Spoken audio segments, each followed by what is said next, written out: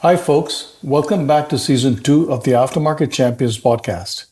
I'm your host, Vivek Joshi, founder and CEO of Entitle. We help equipment manufacturers identify, prioritize, and sell aftermarket and service solutions to their installed base. Insights, our purpose-built install-based intelligence platform, is used by leading OEMs globally to drive revenue growth and improve customer experience and satisfaction. I'm delighted to be back for another enriching journey into the world of aftermarket excellence.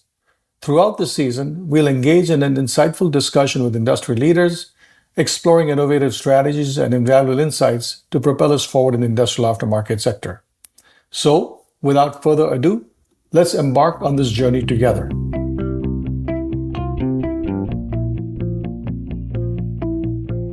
Okay, good afternoon, everybody. This is Vivek Joshi, your host of the Aftermarket Champions Podcast. I'm really excited to welcome our guest today, Chad Sloan from Axcelis. Axcelis is a semiconductor equipment manufacturer, and Chad is a director of CS&I.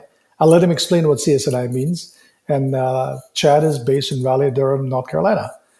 With that, Chad, welcome to the show. Thanks for being our guest. And love to hear a little bit about yourself, a little bit of Axcelis, and more importantly, what does CS&I stand for, and what does it mean in the context of aftermarket and service? Yeah, thanks, Vivek. I appreciate you having me on your show.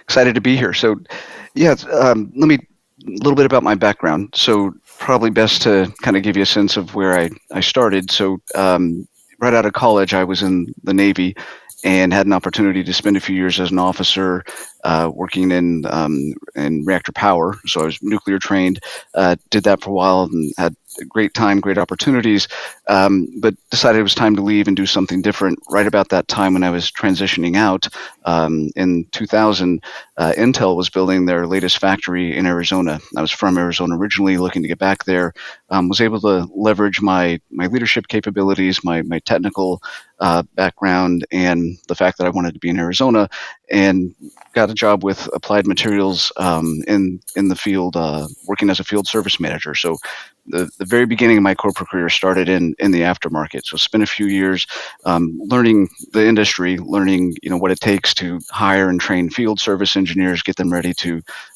install equipment, get them ready to support contracts.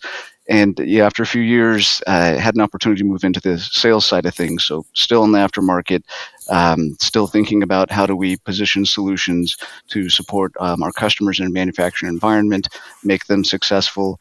Had the opportunity to work with a wide variety of customers in that space, some very large, some very small. Saw a lot of different challenges, worked with a lot of different types of customers. Also, during that time, decided that we were tired of the brown and the heat and looked for more trees and water. And that led to a move to Raleigh, North Carolina. That's where I am now, as you mentioned. I also had an opportunity then to move to a different industry. So I changed from semiconductor manufacturing into contract manufacturing and spent a few years selling design and manufacturing services for a large tier one contract manufacturer. Still in a sales role, but really moving now from a more of a farming into a hunting role, looking for companies that were looking to change their manufacturing strategy, companies that were building electronic-based devices and selling design and manufacturing services to them. And then, COVID hit and all of the related supply chain constraints that went along with that, and I started noticing what was happening to all of my customers, these semiconductor manufacturers, and what was going on with our bombs and that sort of thing, and decided maybe I didn't pick the best time to get out of the industry. Had an opportunity to come back in with Axcelis as the director of global CS&I Sales. So CS&I at Axcelis stands for Customer Solutions and Innovation. That's basically how we describe the aftermarket. It's how we describe the solutions that we offer once the equipment has been sold, installed, and qualified. Our customers have to make decisions about how to support that equipment over sometimes decades. That's where we come in. It's interesting. So you kind of glossed over something which I think was quite creditable. You were a USNA guy, if I remember correctly, right? I did gloss over that, yes. I was an Annapolis class of 95. Yeah, exactly, which is pretty impressive. And then you're a Navy nuclear guy, which is also not a shabby place to be, because I've been around Navy nuclear guys, and it's a pretty demanding posting, if I would say so, right? Yeah, that's probably an understatement. What I Yeah, learned in the Navy was the amount of pain involved with your job increases exponentially with the rewards that they give you. So right. the nuclear signing bonus was attractive for a college student, and I learned a lot. Don't get me Yeah. wrong, but it was intense. But I mean, I'm going to digress for a little bit to pick on this Navy nuclear experience as it relates to services. If you think about Navy nuclear, the service level agreements that you need to have in place with your vendors and with your own maintenance teams have got to be extraordinarily high, both from the perspective of reliability and making sure the reactors run and things happen, but safety, right? And so there's a whole complication in the service supply chain and the service process and delivery process that I have to believe is probably we all think Intel with copy exact is like a degree of like demanding perfection. I have to believe that Navy Nuclear was probably one notch above that, right? Yeah, we didn't turn a valve unless a book told us to. Yeah, and when you think about it, it makes sense. If you're working on an aircraft carrier and you're off the coast of another nation, the last thing you're going to be doing is discharging radioactive fluid into international waters. So yeah, there's a tremendous amount of oversight that goes into it, but also a tremendous amount of training. Right. So I spent a year in school. Following my formal college education, Mm, just to learn how to do these things, and part of my pain was personal because I was a computer science major. So there was no ability to leverage that degree that's right. into learning nuclear power. So I was drinking from a fire hose. But if you think about that experience, and you think of you were even though you worked for Applied Materials, you were assigned to the Intel account as you put in your LinkedIn. And again, Intel is a pretty demanding customer, right? The Mm. copy exact philosophy of making sure maybe it's not quite only turn the valve if the book says so, but it's almost that degree of expectation they have in place for making sure the processes run exactly the way they should. Yeah, no question. I was fortunate that I had the opportunity to transition, working for a top tier equipment provider, working hand in hand with a world class manufacturer. Right. I mean, being a field service manager, you're in there at all of the pass downs, sometimes on weekends, and you're working closely with engineers again to get equipment installed, get it qualified, make sure it's running. They're getting the maximum amount of value out of that capital equipment. But then also learning, okay, I'm in Arizona, which is a high volume manufacturing site. Where are all the things coming from that all the development's being done, right? How are those processes working? How are they getting transferred? And back in the day, their technology was turning over very quickly, right? So they had to have a very robust process for taking this knowledge that's developed by the original engineers, transferring out to the high volume manufacturing facilities. Yeah, it was very robust. I think copy exact is probably an accurate way to describe it. So yeah. In terms of that mindset, you worked at Applied for, I don't know, 15, 16 years, if I remember Mhm, correctly, right? Applied mhm, by itself, by the way, was not shabby in terms of its mindset, in terms of its discipline and rigor, and just a mhm. world-class manufacturing and service experience they put to work. How do those experiences collectively inform your thinking about how does one run a service business? How does one run a field service operation? How does one think about spares and availability? Because again, Navy Nuclear, you better have spares available. In the applied situation with Intel, you better have spares available because you can't take a fab down, right? Pretty Oh yeah, complicated things. How did that yeah. influence your thinking about services and aftermarket? But I think I learned early on that the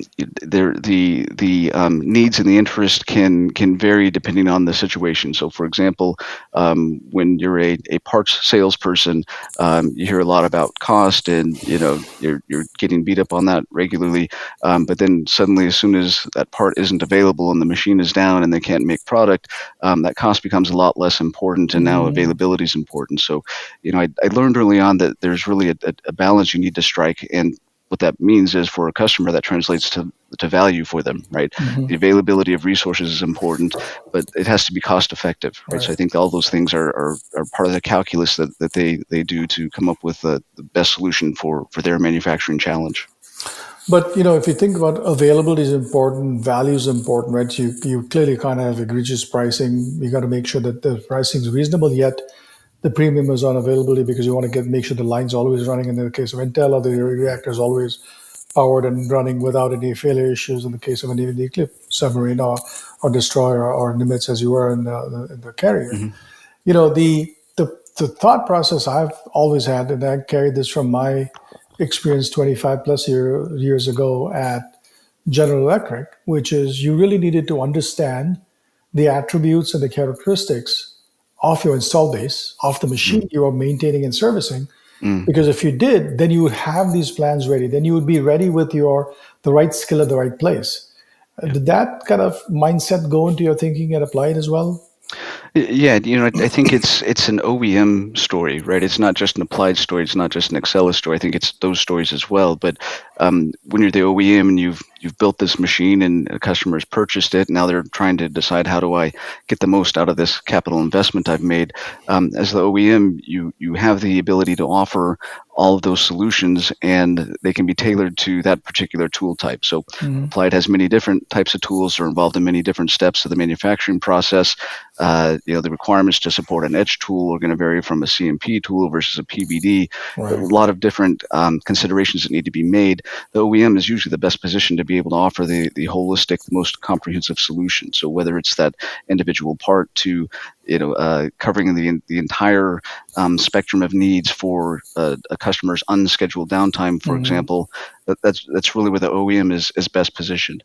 But if the OEM isn't thinking about those things and really focusing on them and doing the due diligence to understand what the most comprehensive solution is for a customer, then they may start picking off pieces of it and saying, well, I know you can give me this part or these sets of parts, Mm-hmm. but I can get them cheaper over here. And this company does offer some, supply chain guarantees. So they'll start cherry picking those apart. So Mm-hmm. yeah.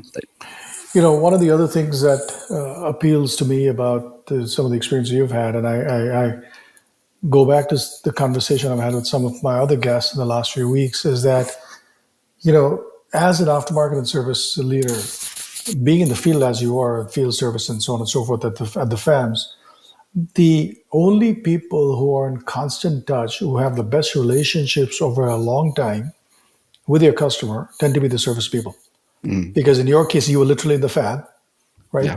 In the case of in the case of other vendors, the service people are the ones who constantly or more frequently visiting the customer, seeing how the product's performing and so on and so forth. They're picking up stuff in the hallways, as they call it, right?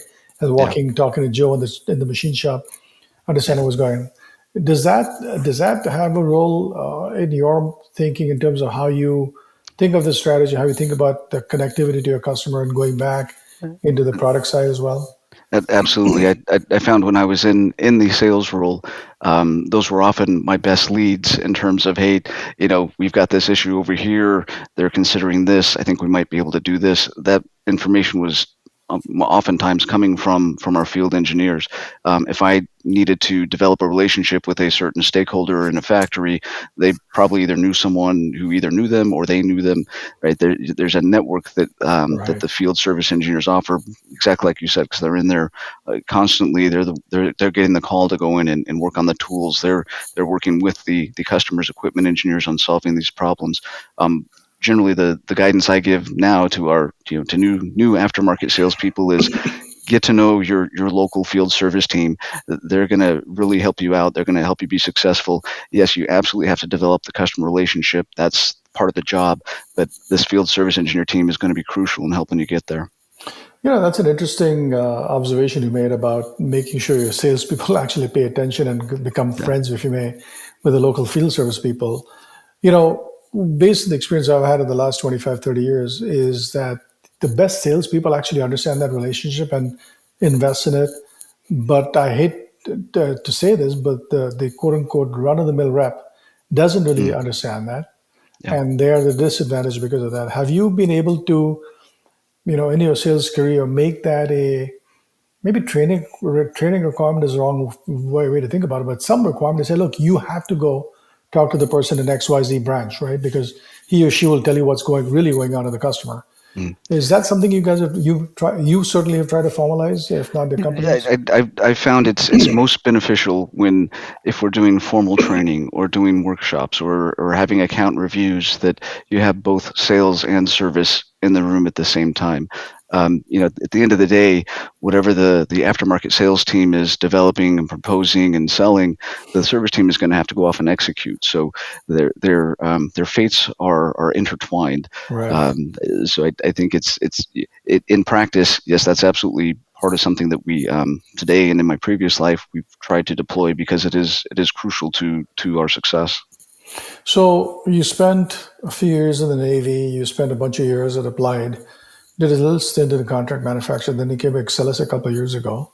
If I remember correctly, when you and I first met, you mentioned that this is maybe not a brand new initiative, but kind of new initiative, right? You always had the customer service and aftermarket business or department, if you may, at Axcelis, but now with you and your colleagues, you guys are trying to quote unquote make a make it a more formal, more fulsome activity.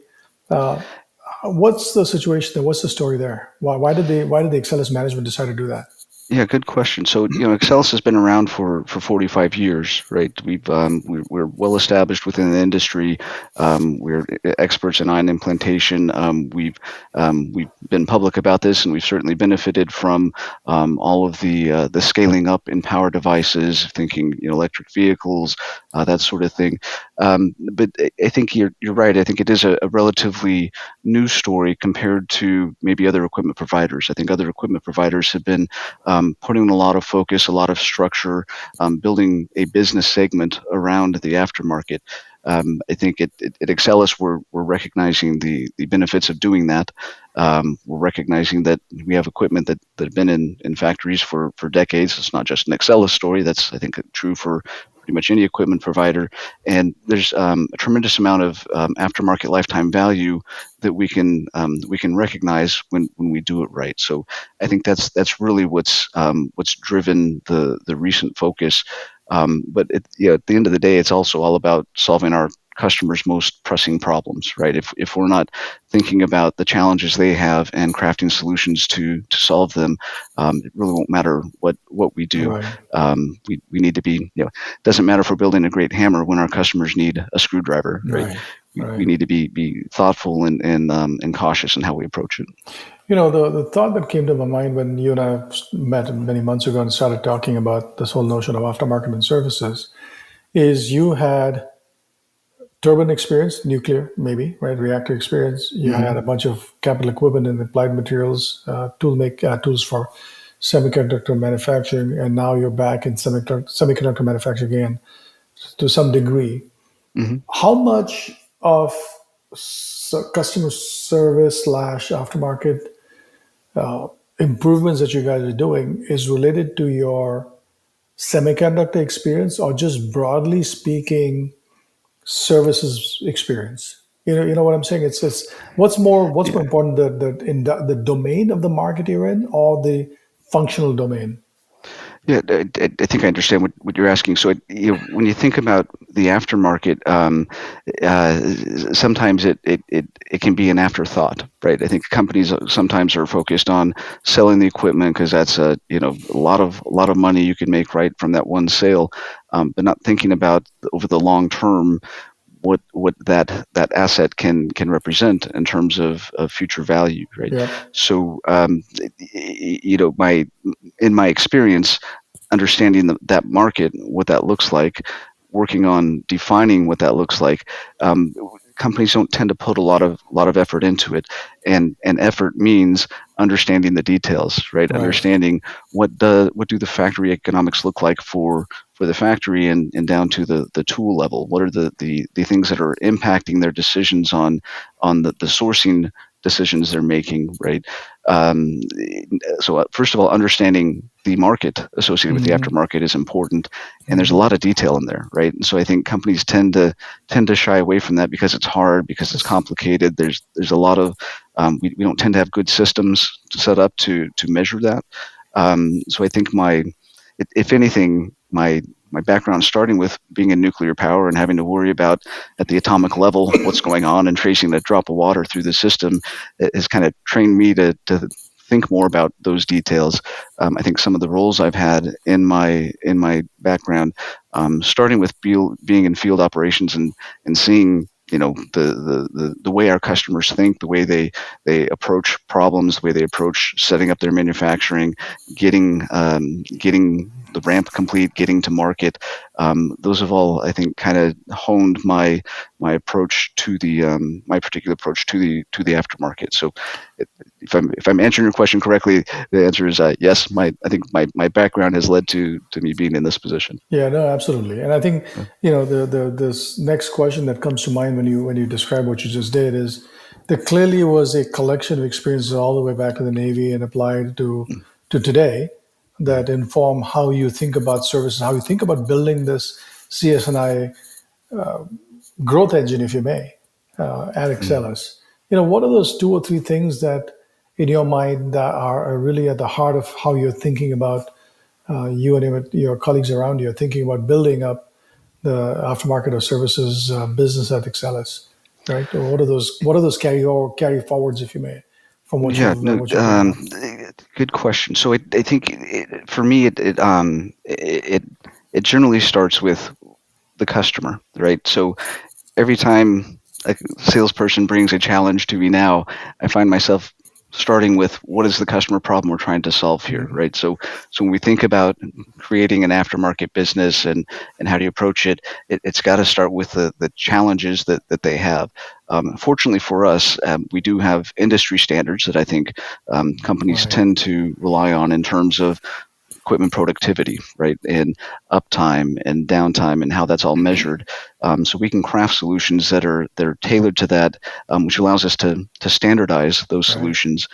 Standardization is important because we have a limited amount of resources at our disposal to support those solutions, right? So I start with what is the customer challenge we're trying to solve in everything we do. Hmm. Then we got to think about, okay, what are the types of solutions we can offer as an OEM, as any OEM, and that's where we need to think about what are the that's really a core strength for Hmm. us, right? We can Hmm. offer solutions that are more comprehensive than anyone else. We have a global infrastructure in place. We have all these capabilities. How do we bring these things to bear to offer our solution customers a solution Right. that is tailored to the problem that they're trying to solve? And then, how do we get the right people in place to go have these discussions, develop these relationships, build that level of trust to where they're willing to even listen to us, tell us about their problems, and allow us to even discuss our solutions. When I again go back and rewind the tapes as it may be about the conversations I've had in the last few months with your peers in other companies, they also say a couple of different things related to the last point you mentioned, which is, Mm, it's one thing to have a technology understanding, it's another thing to have offerings and so on and so forth, like you said. But the last part about people is really important, mm, right? To some degree, it's about getting the right people who understand the customer, uh, starting with the customer, if you may, right, as a starting point of the process. It's understanding people who have the empathy and the experience to bring that to bear to the customer. But the third thing is also kind of coming back to the conversation about, how does this manifest itself in terms of the delivery of service to your customer also is what matters, right? So how does mm. a people role play out there?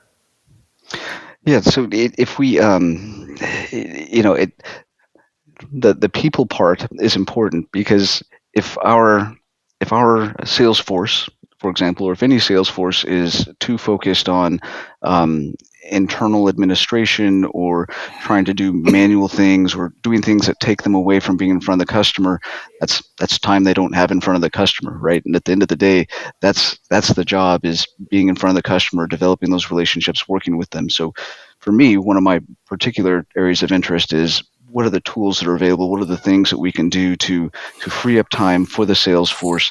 Things that we can automate more, right? Make Hmm. less manual.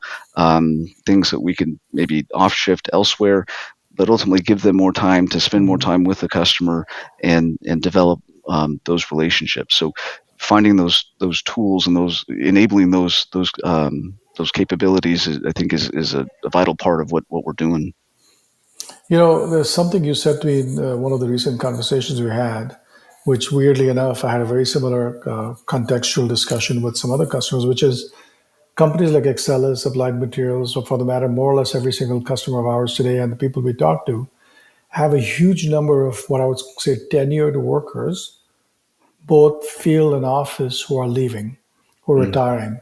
And I remember the classic story you told me about, this person, you guys were in a troubleshooting escalation situation. This is a 30 or 40 or 30 or almost 40 veteran of Axcelis, and he remembered that he had put something in some Microsoft shared folder somewhere, right? How do you, when I say you as an Axcelis is one, but clearly Applied is a similar problem, Intel is a similar problem. How do companies kind of overcome these challenges of replacing or being able to not get caught short-handed or short-knowledged with all this stuff leaving the factory, leaving the office these days, right? In terms of retirements, yeah, that's yeah. a big deal. By the way, that story you told me that story, I've heard that like multiple times with different names, right? I'm sure it's not a unique story. No, Yeah, I that's an think it's important aspect of today's transition that's going on. yeah. I think we like to refer to it as the silver tsunami. But yeah, there's this tremendous amount of brain power that's been developed over the years in our industry, and a amount of tribal knowledge.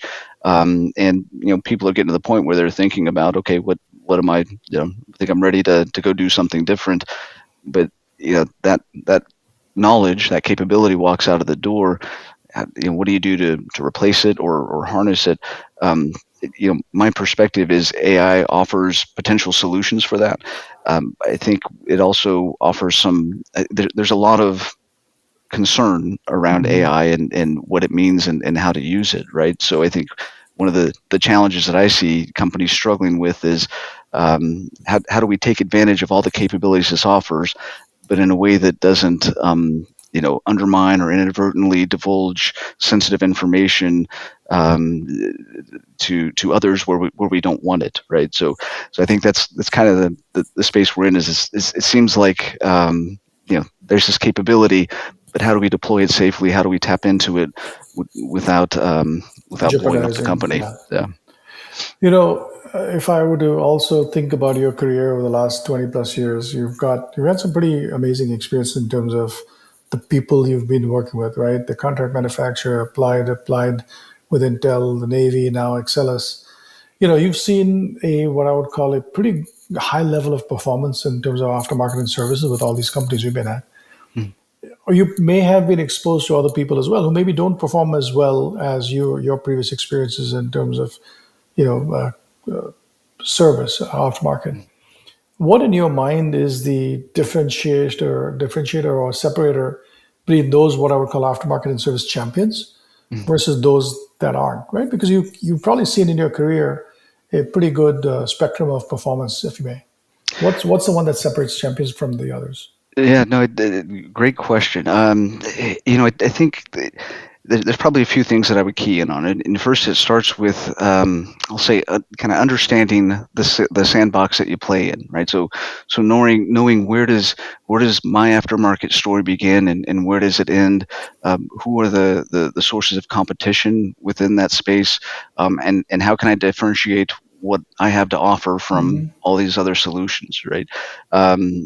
See, it means you have to work hard to also define your market opportunities, right? Hmm. Understand, where am I selling into? What is it I'm selling? And then who am I selling to, right? So Hmm. again, customer relationship is crucial. And this is something that's saved me more than once in my Hmm. personal career, where when your customer really wants you to win, that really goes a long way. You still need to do the work to enable them Right, to convince their internal stakeholders, right. but having that relationship and at the right level of relationship is vital. And finally, I think the other thing I'll say is what I've seen in terms that differentiates those who are really successful from those who are mildly to otherwise is really understanding the details of the Hmm. aftermarket, right? Um, so much of what we do is built around a lot of mundane, boring, but a ton of data. Hmm. When you really have mastered the finer points of that data, it not only brings credibility that so when you're engaging with your customers and you can demonstrate that you've mastered all of this information around this market that you're playing in, now that builds trust with them, and Hmm. ultimately that's what enables your success. So I tell my boss this regularly. I think it was Edwards Deming who said, "In God we trust. All others must bring data." So I love that quote. Yeah, I've kind of built a career around it. So absolutely. But I think what's actually interesting. So a lot of people have definitely pointed out the notion of relationships and who you sell to, who you serve with, what else, all the stuff that goes along with that. But I think the point you just made is actually really important. Also, attention to detail. And the way I also think about it is, and by the way, I'm hardly the paragon of what I'm about to say, but attention to detail matters. And it's like the little things. If you do the little things right, then people around you will have trust that you can do the big things right.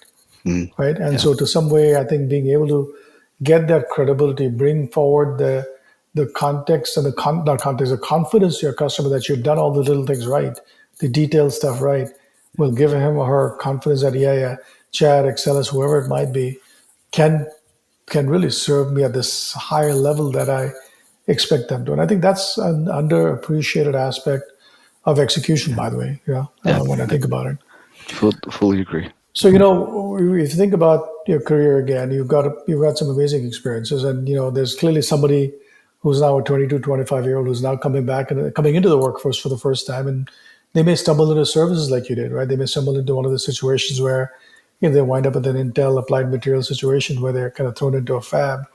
What's the advice you would give them in terms of how they should think about career progression? Because you took a path, you kind of stuck with it and done really well, right? And so what's your advice to somebody early in career and who may want to build up an aftermarket and services background here? I guess I would say what I've found that's been effective for me is working hard first of all, right? It goes without saying, but also being curious, right? Trying to understand why do people do what they do? Because companies are people. We're all working Yeah, together. exactly. What is your motivation? Why Yeah. are you doing that? Why are you saying that? Being open to the next opportunity. None of my opportunities really have I gone looking for. They've all kind of Mm, found me, and I'm said, well, that sounds interesting. But also, every opportunity has sounded scary, right? I mean, mm. that I still remember the day when I stepped on a plane as leaving West Phoenix to drive, fly to Maryland. I'd never been on a plane by myself before, and just felt like I'd been punched in the gut. I was so scared. That worked out okay, right? So every crucial decision in my life I found that's paid off has started with a really uncomfortable feeling. So I would say, stay open, and if the hairs on the back of your neck are standing up, it's probably a good sign. See where Yeah. that goes. The openness thing also has been mentioned by people. You got to be open to new ideas, new experiences, to change. Rolling with the punches is another way to put it, which is you're going to learn as you go along, right? And his discomfort is actually sometimes not a bad thing. You may not like the feeling Yeah, when you're going through that, but it's not a bad thing overall in the career. yeah. When I always like to end this thing with my favorite question, right? So I'm a big podcast listener, and my favorite podcast is How I Build This with Guy Raz. It comes on different podcasts now, and he asks the classic question of you think about a career and think about a life, how much of it is because of your intellect, good looks, and charm versus how much of it is just sometimes things are all lined up in the right place at the right time, luck, right? Hmm. What's your Oh, that's a good one. I guess I got to say when I think about my journey, my origination story really was all about luck, right? I was fortunate to have been born into a country that encourages individual achievement and education, and a government, meaning a taxpayer base, willing to fund my higher level education and take the risk on me and give me leadership opportunities and continue investing in me through nuclear power Mhm. education. And then I guess I was fortunate in terms of timing, right? My transition just happened to my transition and interest in moving back to Arizona happened to Mm, coincide with when this major semiconductor provider was building this factory. But from there, I guess I would say it's kind of become more making my own luck, right? right. Creating those opportunities, making sure that I'm open and in a position to be able to consider whatever the next step is. So Yeah. I'll have to go with it's a hybrid. Yeah. That's my final answer. And I think, and I think that's a good answer because clearly luck plays an important role in everything we do, including the first break you get or the second break you get. But what you Yeah, do with it eventually is what it's in your own control, your own destiny. So I think that's a great way to wrap up this conversation. So I think, when I listen to your story, when I listen to some of the things you mentioned about understanding the customer, because people are people and they're going to buy from you or they're going to trust you, attention to detail, being open to ideas, being able to kind of work hard to deliver above and beyond what people are expecting. But I think it's actually an important aspect. And again, maybe it's because your background in the Navy and Navy nuclear, or maybe it's because of applied materials and copy exact. But the attention to detail, by the way, is an important aspect that a lot of people kind of overlook. They just kind of take it for granted, right? And Well, I like that. I like that emphasis that you made we're, as we're, well. we're trying to put atoms where they belong. So yeah, detail matters. Exactly. Putting arms where they belong. That's right. Well, Chad, this has been a fabulous conversation. I really appreciate you taking the time to tell us your story and take us through your career in terms of how it evolved from USNA to Navy Nuclear to semiconductor equipment. And I think it's a fascinating story, and I think a lot of people will enjoy listening to it. So thank you very much for your time today, and looking forward to continue this discussion. All right, you bet. Thank you, Vivek. Enjoyed the time. Thank you.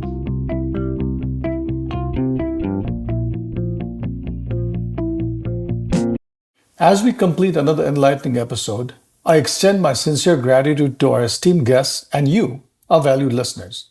If today's conversation resonated with you, please subscribe to this podcast on Spotify, Apple Podcasts, or Google Play, or simply visit our website at www.entitled.com for more enriching content.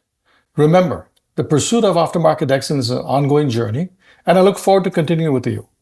Until next time, stay informed, stay inspired, and continue championing aftermarket success.